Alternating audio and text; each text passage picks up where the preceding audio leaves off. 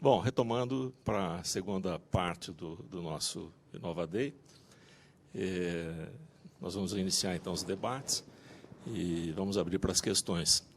Queria agradecer, Solange, de você ter trazido a sua experiência, graças a Deus, de sucesso, mas a gente quer saber mais coisas, a gente quer saber como é que se deu esse ponto de inflexão, e algumas outras experiências aí. Marco, muito legal de você ter trazido aqui essa curiosidade toda, principalmente para mim, que via educação física de forma profilática. Era muito chato fazer educação física, né? E quando você traz música, quando você traz hip-hop, quando você traz le parkour, ou seja, estão surgindo tantas terminologias aí, que a gente quer saber também um pouco mais e quer saber também como é que se deu aí esse seu processo aí de aprendizado. Como é que você aprendeu isso aí, tá certo? Eu vou iniciar com uma questão para Solange. Solange, a gente sabe que existe um desejo muito grande da sociedade em participar, em contribuir. E essa participação, ela se dá através de ONGs, se dá através de iniciativas que acontecem aí. E vocês se submetem a uma estrutura, que é a estrutura da própria secretaria, né? Vocês têm uma dinâmica própria, vocês têm uma demanda própria que é gerado pelas políticas de governo, porém a sociedade, o entorno da sua escola também tem suas demandas, né? Conciliar essas duas demandas nem sempre é algo assim tranquilo, né? Ou seja, em alguns momentos tem um potencial de atrito razoável. Eu queria que você abordasse, você tem um momento aí de inflexão da escola, da Alves Cruz, né? Ou seja, um momento que se pensava no fechamento da escola, e nesse momento tem uma ONG chamada Fênix, em que ex-alunos se revoltaram com essa possibilidade e começaram a interagir, começaram a se movimentar para isso, né? Isso, no primeiro momento, deve ter gerado um certo desconforto entre escola e ONG. Eu queria que você abordasse no seguinte sentido, né? Como gestor educacional, como é que você vê isso? Como é que você utilizou esse poder das ONGs para ancorar o seu projeto? Tá certo? A gente sabe que o processo político ele não flui em linha reta, né? Ou seja, ele tem momentos de avanço, momentos de retrocesso e tal. Eu queria que você contasse essa experiência, né? Porque tem gestores aqui assistindo e que devem estar vivendo uma demanda similar, ou seja, tem um quadro técnico que está, em parte, desmotivado, tem demandas sociais que ele não está conseguindo resolver, e tem gente querendo ajudar, né? Como é que a gente pode fazer disso um bom trabalho? Bom, eu acho que é assim, tem a briga de forças, com certeza, às vezes é uma quebra de forças mesmo, né, de braço. Mas eu acho que a gente tem que ouvir todas as partes, porque está todo mundo atrás de um bem comum. Então, eu acho que o diálogo é a coisa mais importante. E conhecer. No caso da Fênix, eu resolvi me aproximar deles, enquanto gestora, né? Porque eu sentia que as pessoas falavam, peça para fulano fazer, peça para... No caso do doutor Zil Massuda, que era o que respondia na época, hoje ele já não, ele está mais nos bastidores, liga para o doutor Zil Massuda tal. Não, gente, eu sou a diretora da escola. Vamos conversar com ele, o que ele tem para nos oferecer. Então, eu resolvi ir pelo diálogo e pela aproximação. Por isso que fui trabalhar na Escola da Família, para conhecer melhor. Eu me aproximei dos monitores que ficavam lá à tarde, para ver como eram dadas as aulas. Eu achei que o caminho era esse, conhecer o que eles estavam trazendo para a escola, para a gente chegar a um bem comum, né? Porque, na verdade, todo mundo queria que o Alves Cruz ficasse vivo. Então, por que essa briga de forças de poder? Eu posso mais, você pode mais? Não. Eu estou ali respondendo como a Secretaria da Educação, nós, os professores. E eles, como a sociedade civil do entorno da escola. né? Então, eu procurei ir pelo diálogo em todas as situações, e até hoje nós fazemos isso. Nós agora, eu tenho uma reunião com eles agora, no final de semana. Então, de sentar juntos, todo mundo, discutir, eles têm certas preocupações, eles vão lá, discutem comigo. Então, a gente faz isso nós fazemos isso até hoje. Então, a primeira ação que eu achei bastante interessante foi quando eles fizeram um trabalho de saúde pública na escola. Então, levantaram os alunos que tinham dificuldades de visão, outros problemas de saúde para encaminhamento no Hospital das Clínicas. Então, eu acho que a gente tem que tirar o que há de melhor deles. E eles também, para preservarem a escola. E lá está sempre aberto para isso, sempre aberto. Então, eu procuro trabalhar nessa forma, desse jeito. Né? Ok?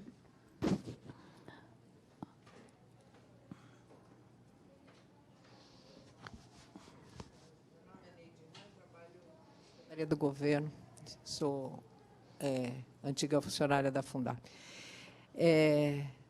Diretora Solange, Sim. Parabéns, em primeiro lugar, porque é um trabalho maravilhoso. A gente só vê essas histórias quando o resultado da Saresp sai no jornal, do Enem, da Saresp, e aí a gente entrevistam os diretores e pais de aluno, e a gente percebe que todas as escolas se destacam tem a ver com a liderança dos diretores. Então, é um mérito pessoal. Obrigada.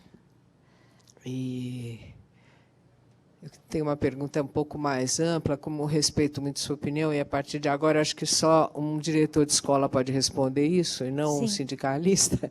O que a senhora acha da reestruturação das escolas? Então, aí é um ponto tão delicado, né? Essa da reorganização, você diz, da reorganização da escola. Eu vou dizer como diretora trabalhando na diretoria Centro-Oeste, da qual pertenço. Eu sei que tem algumas escolas que estão esvaziadas, que era o caso do Alves Cruz, né? O Alves Cruz estava acontecendo isso, de estar com salas ociosas e tudo mais.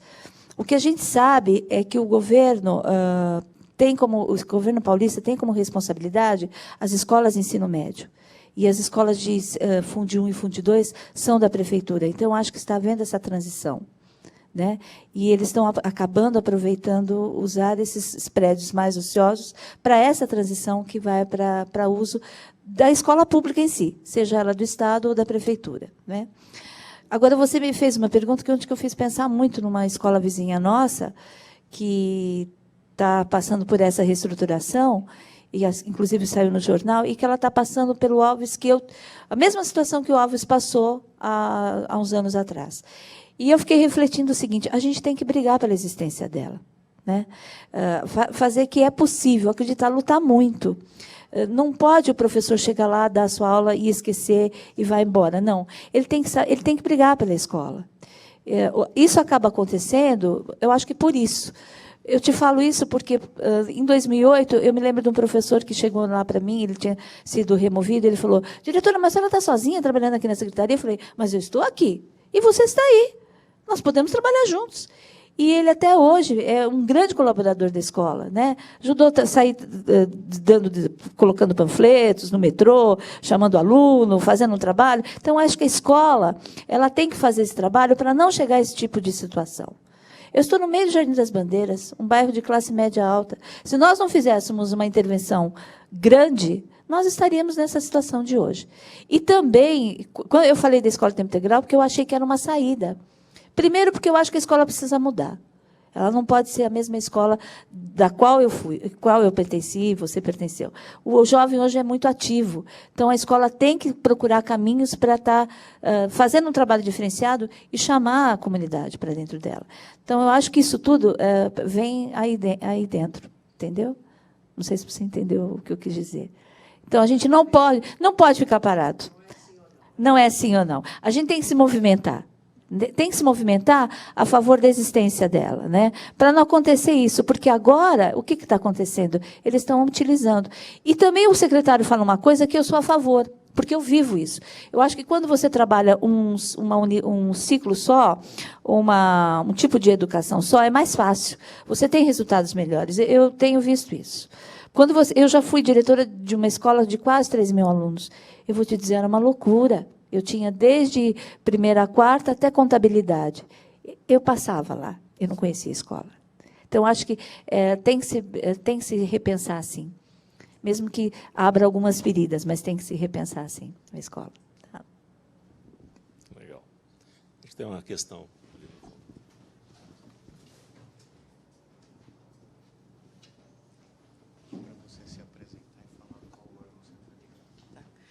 Oi, bom dia. Meu nome é Sumaia Elcuri. Eu não faço parte de nenhum órgão da administração pública, mas eu sou professora de cursos de MBA e sou consultora.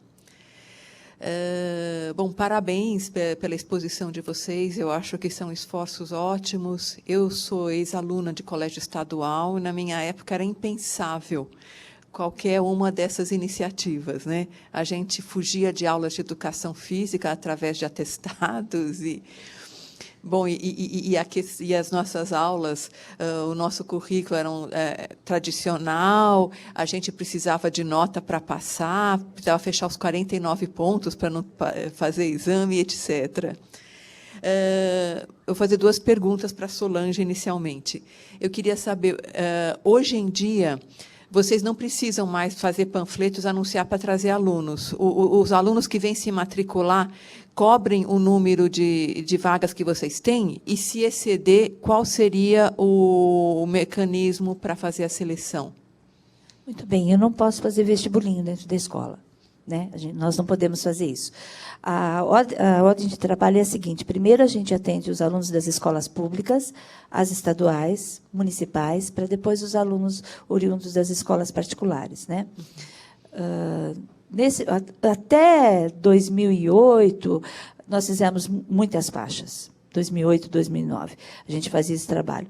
Depois que a escola começou a ter bons resultados, e se alastrou na comunidade e depois ela aparece na mídia, então a gente tem tido bastante procura. E o que eu costumo fazer? Eu não posso fazer vestibulinho, nós não podemos fazer. Então, a gente costuma olhar, às vezes, o histórico do aluno. Eu tenho acesso a isso pela Secretaria de Educação. Se ele é um aluno que sai muito de uma escola, vai para outra escola, então aí já é meio que problema, né? Ou que o pai abandonou, nós temos como verificar isso. Então, a gente sai por esse caminho. Mas tem um outro olhar também.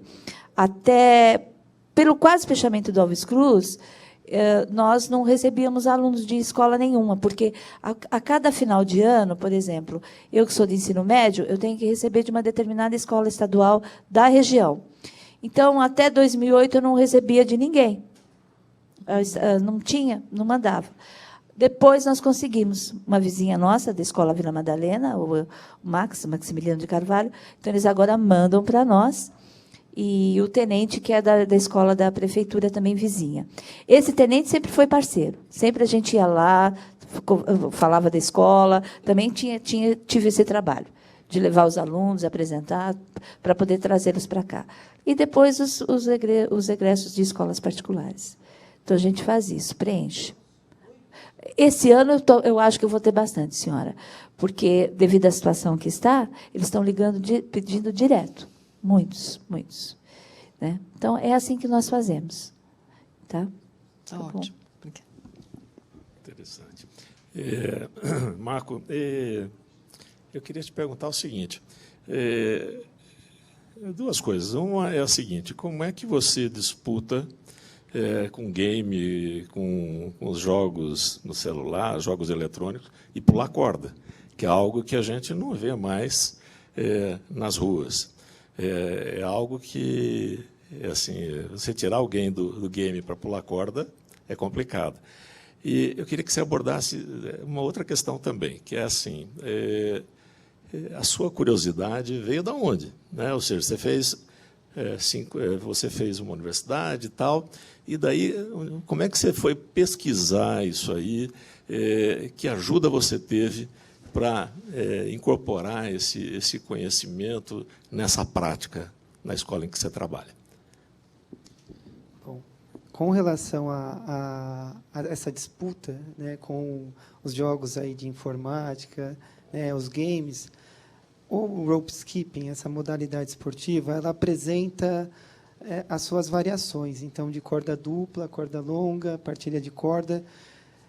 Essa prática, ela se coloca desafios diferentes em níveis, desde os simples para os mais complexos. Então, eu busquei aprender o pular corda ou rope skipping para trazer para esses alunos. Quando esses alunos eles assistiram ao filme Jumping, foi o ponto de partida, foi onde eles tomaram gosto e quiseram realizar e buscavam isso, né? E praticavam. E eles, diante dos desafios que estavam postos ali, eles tinham a sensação, né, depois da realização e da conquista ali, de superação. Então, houve esse envolvimento e também atividades em duplas, em trios, em quartetos, então, do individual para o coletivo. Então, essa interação, eu acredito que é benéfica e é algo que faz com que eles queiram realizar, né? Então, nesse sentido, o rope skipping ele facilita. Também foi trabalhado os jogos e brincadeiras de pular corda da nossa cultura e de outras culturas. Então, para eles, foi novidade cantar também em outro idioma, né? Então, assim, do Manzanita del Peru, que é uma brincadeira peruana, e o Teddy Bear, que é de origem inglesa, né? Então, países como Canadá e Estados Unidos também praticam. E eles fazerem essa comparação, né, entre a forma com que eles brincam aqui, os movimentos e gestos desenvolvidos com relação a esses outros grupos culturais. Então, isso foi algo novo e inovador. Com relação à busca, eu tomei conhecimento dessa modalidade em 2009, numa especialização, na especialização que eu fiz de educação física escolar. Uma professora ela apresentou como uma possibilidade de prática diferente que rompesse aí com os esportes tradicionais aqui, principalmente o futebol, né, que nós vivemos a monocultura futebolística, né, o esporte aí no caso se resume ao futebol com relação às mídias, seja impressa ou televisiva, de maneira geral, isso impacta muito no querer desses alunos. Então, eu fui, diante dessa portaria, né, que trazia aí o Dia da Família na escola, e esse estreitamento das relações entre família e escola, eu também tinha que considerar aquilo que os alunos praticavam, e eles pulavam corda regularmente. Então, eu fui me aprofundar, fui buscar esse conhecimento. E então no Brasil aqui o rope skipping ele é pouco praticado e pouco conhecido, mas é de rico conhecimento aí de possibilidades pedagógicas. Então eu acessei por meio do Google, o Google Tradutor, porque nós temos aí então a literatura não está em língua portuguesa, né? Então meu inglês não é avançado, então eu tive que utilizar aí o Google Tradutor e fazer algumas adaptações. Então eu assisti vídeos, eu acessei esse manual australiano e da África do Sul com relação ao rope skipping, que eles colocam lá dentro da ginástica, né, ginásticas, e também eu fui buscar assistir a um grupo Pé de Mola Rope Skipping, né, uma apresentação e buscar conhecimento. Também visitei o Museu Afro, né, aqui no Ibirapuera, para buscar jogos e brincadeiras da cultura africana ou afro-brasileira, né, que está de acordo aí com a Lei 10.639 do ensino da história da África e africanidades, né? Então também eu fui até uma escola de dança que trabalhava o hip hop, né, a dança de rua. Eu tive que fazer a leitura desse esporte, né, dessa atividade, porque não tem aqui, nós não temos aqui disponível.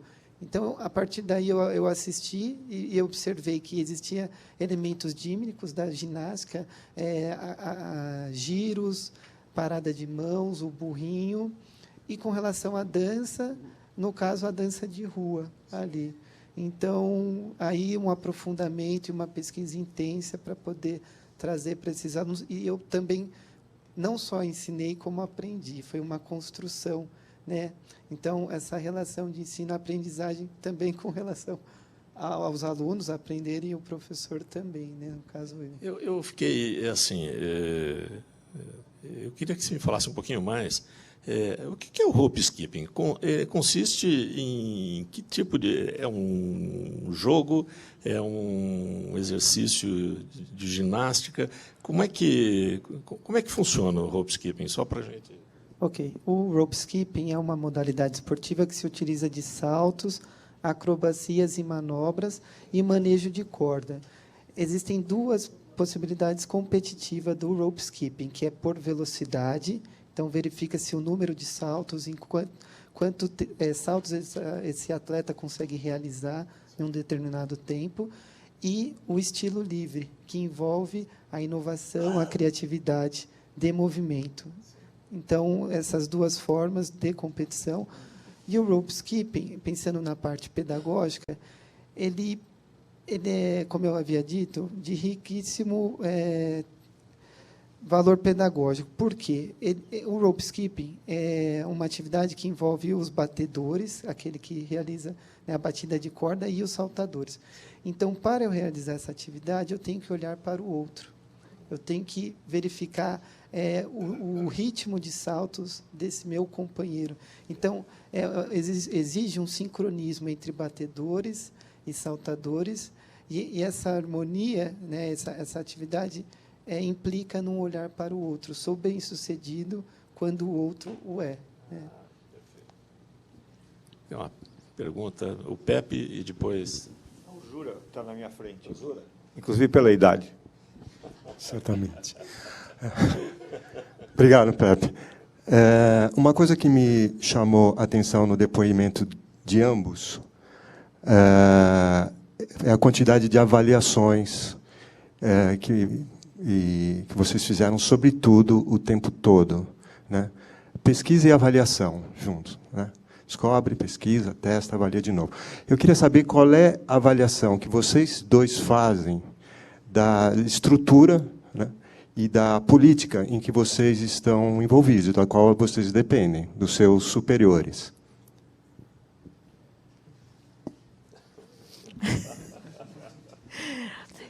Lembra que eu falei que a gente tem que trabalhar conforme o tamanho, o passo que a gente possa dar? Lembra, no começo? É porque é isso que você fala, é muito pertinente mesmo. Às vezes, quando eu cheguei no Alves assim, como em outras escolas, às vezes a gente não tem toda a estrutura que a gente tem, né? Mas é trabalhar dentro das nossas possibilidades e aí ir crescendo. Eu acredito que muito vem da gente, sabe? Você viu o depoimento dele, o quanto que ele estudou para isso, para ele chegar. É no nosso dia a dia, é da gente. Porque, às vezes, se você esperar muito, fica complicado. Não é que eu não espere nada, mas eu acho assim, é trabalhar dentro das nossas possibilidades. Entendeu? Eu tive a felicidade de estar numa escola que eu tenho uma ajuda da comunidade.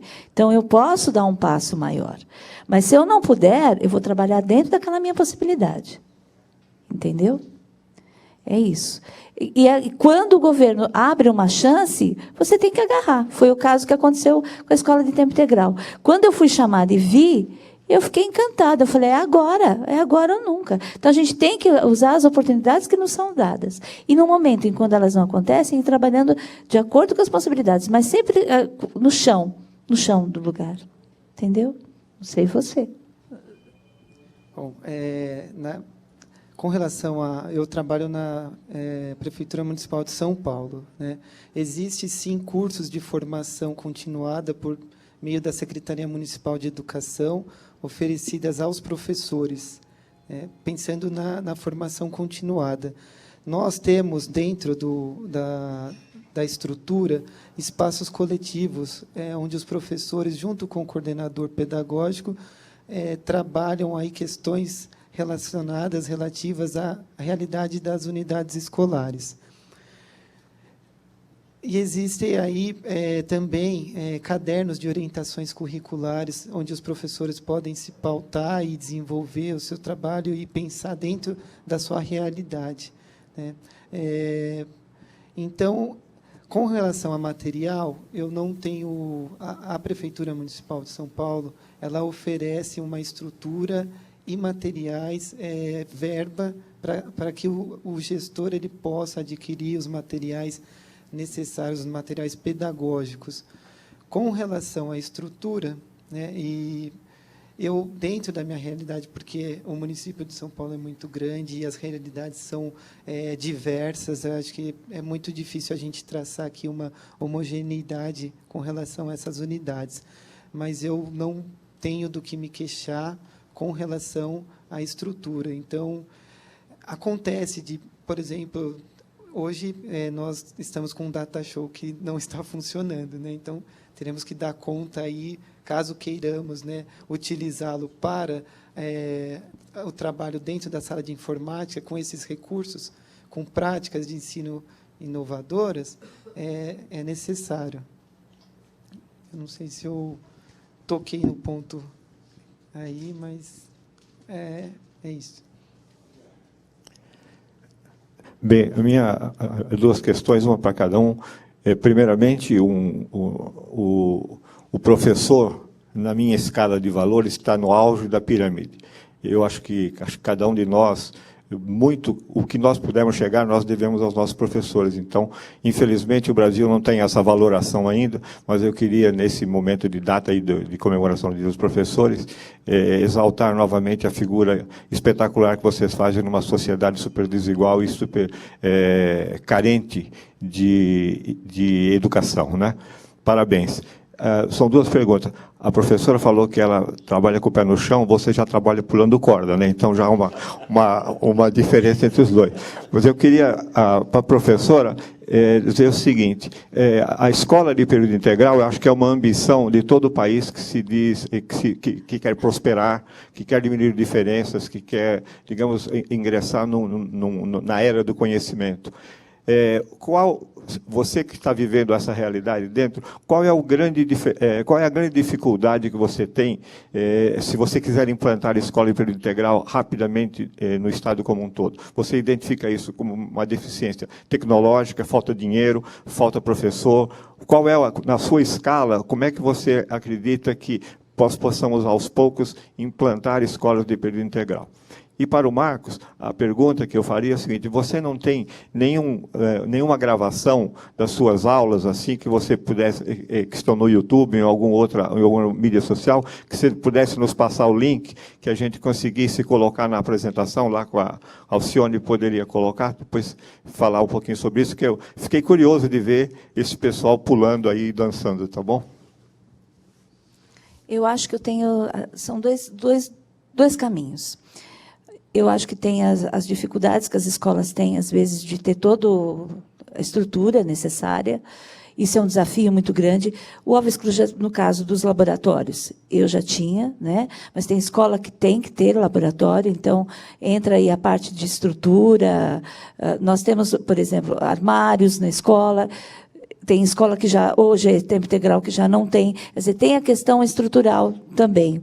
E também tem a vontade da parte dos meus colegas, que queiram aceitar ou não. O que eu sinto, às vezes, que ainda tem muita resistência dos colegas em abraçar essa escola de tempo integral. De uma maneira, talvez, de falta de conhecimento. Eu acho que deveria ser mais divulgado e mostrar o trabalho. Entendeu? São duas vertentes que acontecem aí. Porque entra por opção. Nesse momento, está entrando por opção, cada escola, né? E ainda existe uma certa resistência. Então, eu sinto isso dos colegas. E tem a questão estrutural também. As mudanças que precisam ser feitas, a estrutura que precisa ter. Não sei se todas terão a mesma. As colegas... As escolas colegas da época tiveram esse caminho, porque tiveram apoio. Agora, ultimamente, a gente sabe que tem escolas que ainda estão com dificuldades. Então, tem essas duas dificuldades a serem feitas.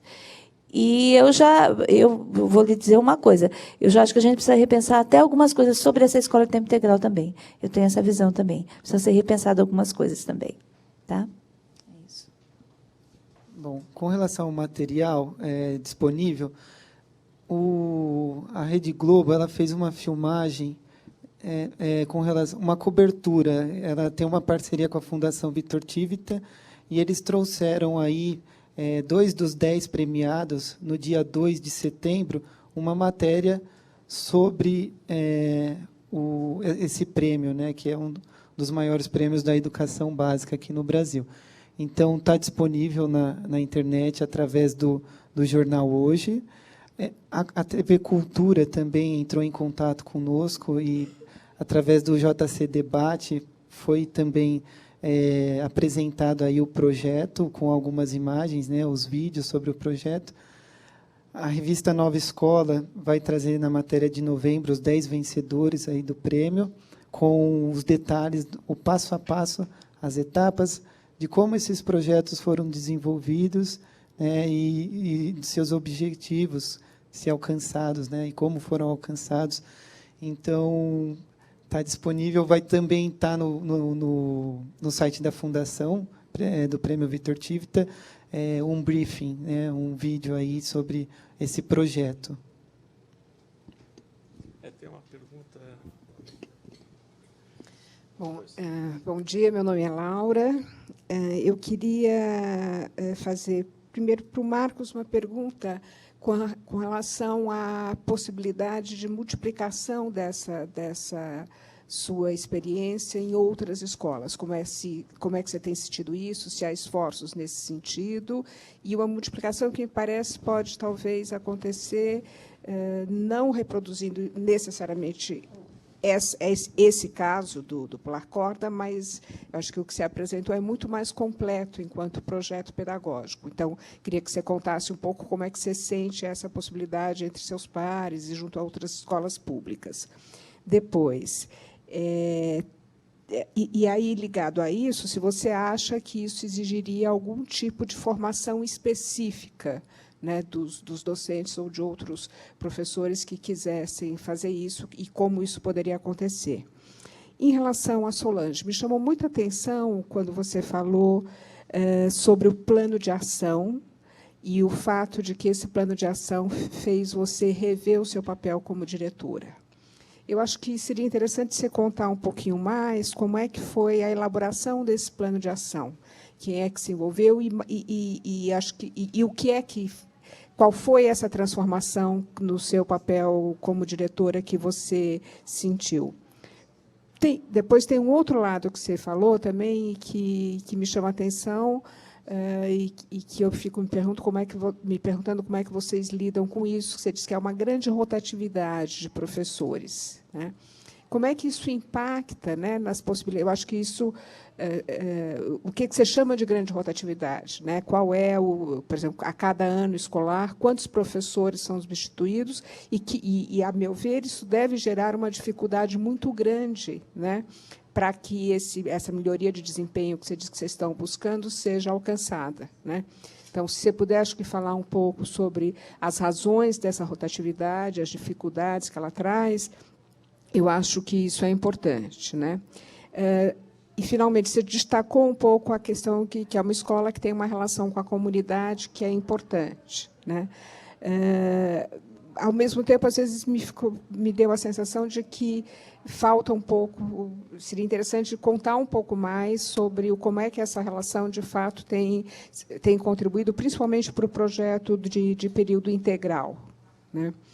E, juntando com o que o Pepe falou, essa questão do período integral, eu sou absolutamente, pessoalmente, inclusive, adepta de escola de período integral. Meu filho sempre estudou em escola de período integral, no geral, em escolas particulares. A única vez que foi uma escola de período integral pública foi no período fora do Brasil. Mas, às vezes, eu tenho uma sensação de que, aqui no Brasil, as famílias têm resistência à escola de período integral.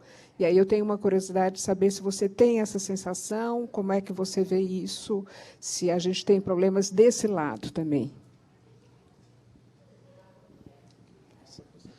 Bom, então, com relação à primeira pergunta, dentro do projeto, né, a intenção, né, era produzir, era sistematizar um conhecimento, né, junto a esses alunos.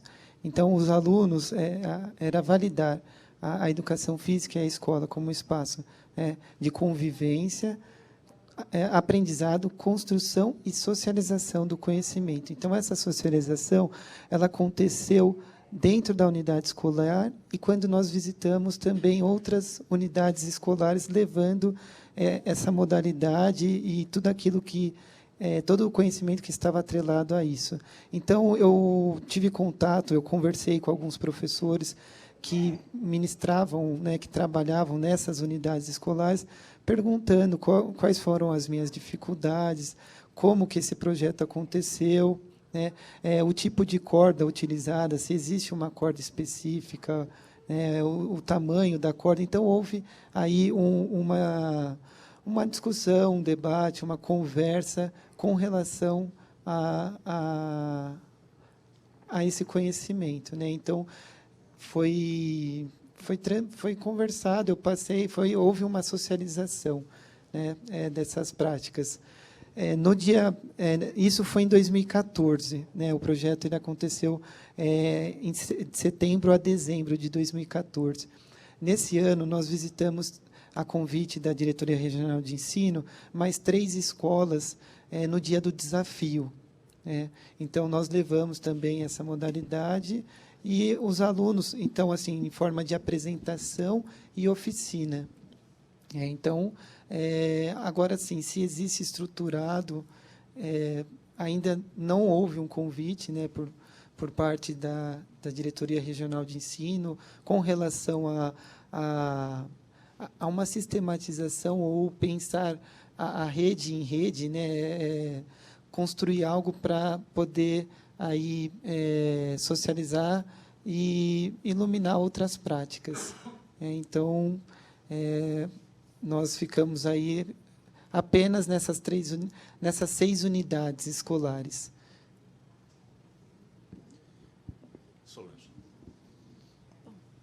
Você me fez várias perguntas, se eu esquecer uma, você me ajuda, tá? Com relação ao plano de ação, eu acho que eu era mais administrativa. Quando eu falo isso, da minha mudança enquanto diretora, eu acho que devido às demandas do dia a dia, eu era uma diretora muito mais administrativa do que pedagógica, né? E o plano de ação, ele traz esse olhar mais pedagógico para dentro da escola. Porque nós temos que fazer o plano diretor, o PPP, mas acaba fazendo e até deixando de lado e vivendo o dia a dia. O plano de ação, não, ele fica ali, ele é construído por todos nós. Vem o que a Secretaria nos pede, tem uma parte que a Secretaria já nos pede, são as demandas, mas os objetivos, as metas a serem traçadas, isso é feito entre nós, gestores, eu, a vice, o professor coordenador e os professores. E depois é apresentado para a comunidade escolar. E ele fica ali na minha sala, né? Então, eu acompanho praticamente mês a mês, todo o avanço pedagógico da escola.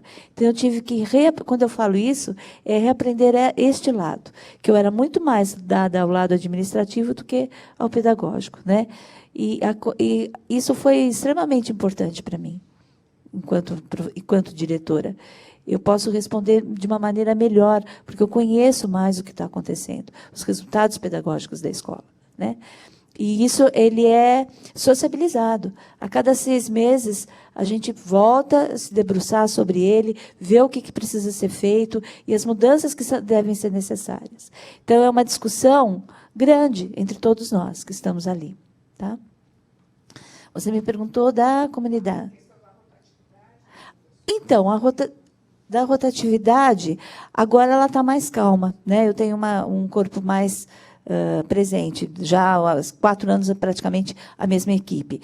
Mas quando você troca muito de professores, o trabalho pedagógico ele não se estabelece, porque cada hora vem um, e cada um pensando de uma forma, né?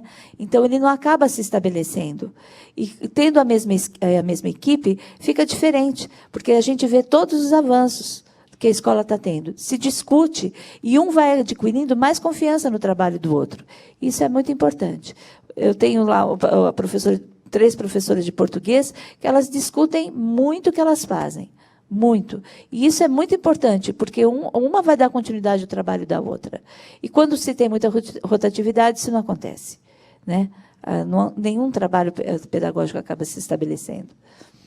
Com relação à comunidade, você me perguntou do que a gente faz.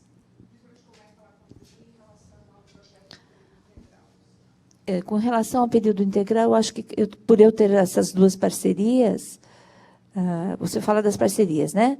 Cada uma tem o seu papel. A ONG Fênix, ela ainda continua trabalhando com a comunidade escolar, né? Então, ela oferece essas aulas de inglês. Eu esqueci de você falar que tem aula de inglês também. Aula de inglês, de violão. Então, por exemplo, se o menino não está indo bem nas aulas de inglês durante a semana, ele tem o direito de frequentar no final de semana as aulas, porque às vezes é um menino muito simples, que não tem condição de estar estudando. Então, ele vai lá e ele participa das aulas de inglês. São aulas gratuitas, né? Tem uma turma que estuda japonês, que eu acho bastante interessante, né? Eles fazem o curso gratuitamente aos sábados. Tenho vários alunos que participam do projeto Maracatu e que saem fazendo esse trabalho cultural pela cidade toda. Eles se apresentam até no Museu Afro. É bastante interessante. Então, existe uma interlocução entre eles. E, ao mesmo tempo, eles nos ajudam. Por exemplo, todas as saídas pedagógicas da escola são eles que nos ajudam. Porque a secretaria ela dispõe de algumas saídas, né? Nem todas. Então, a escola teria que fazer. E eles nos ajudam a ter um número maior de saídas pedagógicas. Eles nos auxiliam dessa forma. O BBA trabalha com a formação continuada dos nossos professores. Os professores têm a formação continuada da secretaria, mas, semanalmente, tem alguém lá trabalhando com os nossos professores nas reuniões diárias. E são eles que contribuem para a gente. Que ONG é essa? Forma. Essa é dos parceiros da educação, o BBA. Que toda escola integral ela tem os parceiros, né? Então, isso foi trazido pela secretaria na implantação, né? Então, é isso. Fiquei a dever, mas... Aí, você falou das famílias, ao contrário, as famílias pedem para ser escola de tempo integral. Porque a gente tem, às vezes, resistência do aluno na adaptação. Pode ocorrer isso da adaptação do menino, porque ele estudou 9 anos numa escola de meio período, aí ele vem para o ensino médio para ficar o tempo todo. Então, às vezes, é difícil para ele no início, depois eles acabam se adaptando. Ou, às vezes, a gente pode perder o aluno por questões sociais também. Isso aconteceu. No Alves Cruz não aconteceu tanto, mas nas outras escolas aconteceu muito de o menino não poder ficar porque ele precisava sair para trabalhar e ajudar a família. Então, isso que eu acho que é um desafio que a gente tem que ter. Mas as famílias, ao contrário, elas procuram muito, hoje em dia. E agora tem no ensino fundamental também, né? Fundamental 2, porque o Fundamental 1 já tem algumas escolas que têm. E o Fundamental 2. Então, esses meninos, eu já estou recebendo os meninos do Fundamental 2 vindo para a escola de tempo integral, ensino médio. Então, eles já têm outra postura, outra frente. E eles acabam ficando o tempo todo. Tá? Ok. Gigi tem uma questão.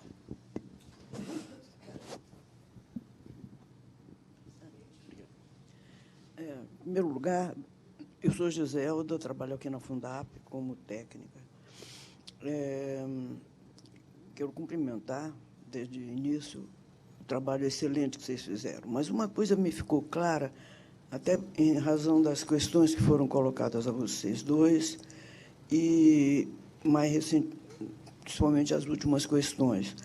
Percebe-se no trabalho de ambos, embora com diferenças até de escala, método. E isso me chamou muito a atenção, esse método da escuta e também de trabalhar com o contexto real onde vocês estão inseridos. Você está falando que os professores conversam e tal. Isso é muito interessante, porque, na verdade, aparentemente, ouvindo relatos, fica assim parecendo que é uma coisa lúdica, que é só um interesse humano, mas percebe-se método no trabalho que vocês realizam. E a minha pergunta, então, iria na seguinte direção. Como, dentro das duas experiências, vocês conseguiriam sistematizar e ampliar isso para os parceiros, né, que trabalham com vocês. Porque, no seu caso, você mencionou até aluno que vem do extremo da Zona Norte, né, quer dizer, trabalha com uma diversidade cultural muito grande. Ele também, no trabalho dele, provavelmente encontra as mesmas situações. Como, dentro do próprio entorno dos pares, transmitir essa sensação de que é método, que é uma forma de trabalhar sistematizada e organizada. Bom, então, com relação à pergunta, nós temos 2 jornadas dentro da Prefeitura Municipal de São Paulo, que é o JBD, a Jornada Básica do Docente, e a GEIF, que é a Jornada Especial de Formação Integral. Então, nesse espaço, nós utilizamos para uma discussão e debates no coletivo.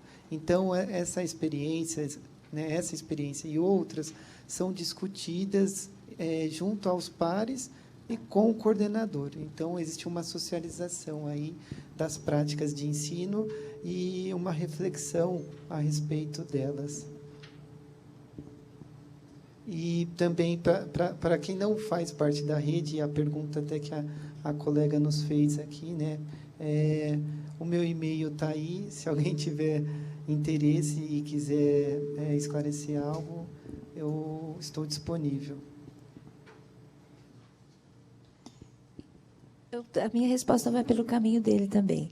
É que só tem uma coisa, a escola de tempo integral, os professores trabalham com regime de dedicação exclusiva. Eles trabalham 9 horas, né, 1 hora de almoço, e ficam lá o dia todo. E eles têm uma agenda, que tem que estar acoplada com a agenda da escola. E, dentro disso, eles têm as reuniões de horários de ATPC, que a gente chama TPCA, que é a reunião diária, e depois tem o ATPC, que é com o coordenador geral. Então, o que eu acho que enriqueceu muito foram as reuniões diárias que eles trabalharam, que aproximaram, né? Porque a grande dificuldade que a gente tem é trabalhar com o ego do professor, né? Eu vou dizer que é mais difícil, às vezes, do que com o aluno. O professor tem muito ego, né? Então, trabalhar isso não foi fácil, foi o que mais me deu problema no primeiro ano.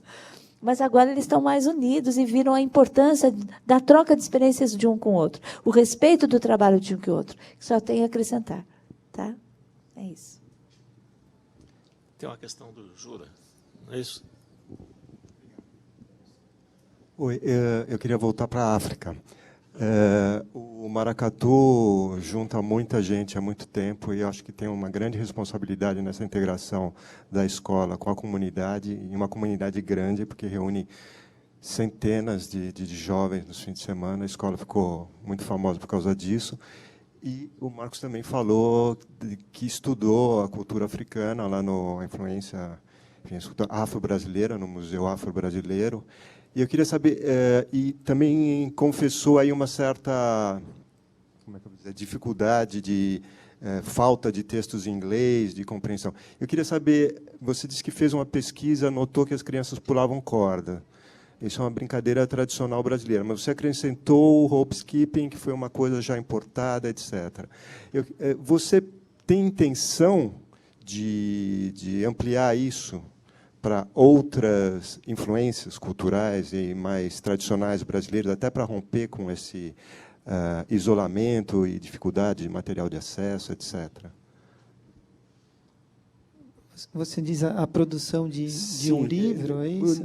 É que tem uma questão aí que é a metodologia, né? O rope skipping você escolheu através de uma observação e você ampliou esse repertório de um jogo que é tradicional mundial. Sim. Né? Então, você foi acrescentando leituras, né? Eu queria saber até que ponto isso pode ir, que outras leituras você pode trazer e ampliar esse repertório. Tá. Bom, eu, dentro do projeto e do meu olhar, eu não vejo mais onde expandir com relação às manifestações, às representações de corda. Claro que tem outros grupos culturais, outros países que têm a sua forma de pular, que talvez seja semelhante com a nossa, como foi o caso aí do Teddy Bear e da Manzanita del Peru, né? Então, eu não vejo aí como expandir mais. Eu busquei, com relação à questão da África, né, eu fui no Museu Afro, eu entrei em contato com o CEA, USP, né, com o Centro de Estudos Africanos. Eu entrei também em contato com um grupo de pesquisa lá da Universidade do Pará para buscar esses jogos e brincadeiras de pular corda, e eu não encontrei, né, eu não tive aí, eu não consegui encontrar para poder trabalhar isso junto com os alunos, mas foi uma busca que resultou em 31 e-mails, né, e a visita a esse museu. Eu, dentro de um curso que eu fiz sobre, né, sobre África, a palestrante, a formadora, ela me passou um vídeo, mas nesse vídeo trabalhava-se o pular corda, onde as mulheres pulavam a corda, mas demonstrando a sua sensualidade, né? E dentro daquela cultura era valorizada, e elas se interagiam e buscavam uma relação assim afetiva ou amorosa nesse sentido. Então, eu não consegui trazer isso para os alunos, de que forma eu iria contextualizar isso, e foi a única fonte, né, foi a única coisa que eu encontrei com relação à África, mesmo tendo essa busca, né, intensa. Legal. Solange, eu acho que tem uma questão aí, você deixou 3 pontinhos aí, quando você falou dessa curta experiência da escola integral, que tem algumas reflexões que precisam ser feitas, já estão surgindo, né? Eu queria que você antecipasse isso para a gente, contasse quais são as questões que você está percebendo, que a gente deve olhar com mais cuidado, que a gente deve observar diante de um processo desse de disseminação de escola período integral. Mas eu digo com relação ao tempo, ao horário, né? Eles entram às 7, tem escola que vai até às 5 da tarde, no interior tem, porque eles têm 1h30 de almoço. Aqui em São Paulo não deu certo para nós, porque eu tive muito pedido de pai por causa de uso de metrô e tudo mais, que eles chegavam muito atrasados, porque os nossos alunos são de bairros distantes, né? E aí eles saem às 4. O que eu percebo que, às vezes, eles poderiam estar fazendo um horário, saindo às 3 horas da tarde, digamos, das 7 às 3, para eles fazerem os cursos que eles queiram fazer após esse horário. É uma coisa que eu percebo que deveria ser repensado, como são nos outros países, que entram às 8, saem às 15. Eu acho que poderia ser feito isso, entrar às 7, e a questão de tempo, de horário, que eu digo. Outra coisa é a ação desse nome Clube Juvenil. Eu já até falei na secretaria, lá, na época, a professora Valéria, que o nome clube, às vezes, é meio infeliz. Agora não tem dado tanto problema, mas são projetos juvenis, né? O nome clube, que foi trazido do estado de Pernambuco, no começo me deu muito trabalho, porque eles achavam que era hora de lazer, e não era. Era hora de trabalho, de projeto e tudo mais. Então, acho que tem coisas que precisam ser repensadas aí, né? São, às vezes, pequenos detalhes, mas que fazem uma grande diferença no dia a dia da escola. Então, é isso que eu pensei, que eu tenho pensado. Tá? Legal. Bom, se tiver mais alguma última questão, eu vou aproveitar e vou agradecer a sua presença, Solange. Foi muito bom, foi muito esclarecedora a sua experiência. E ainda bem que você tem um final feliz para contar, né? Diante, não é bem final, né? Mas um estágio feliz para contar. Marcos, legal, parabéns, que você continue com esse empenho, né? Essas coisas fazem com que a gente acredite assim, que vale a pena lutar por uma educação de qualidade. Tá certo? Muito obrigado a todos e até o nosso próximo Inova Day.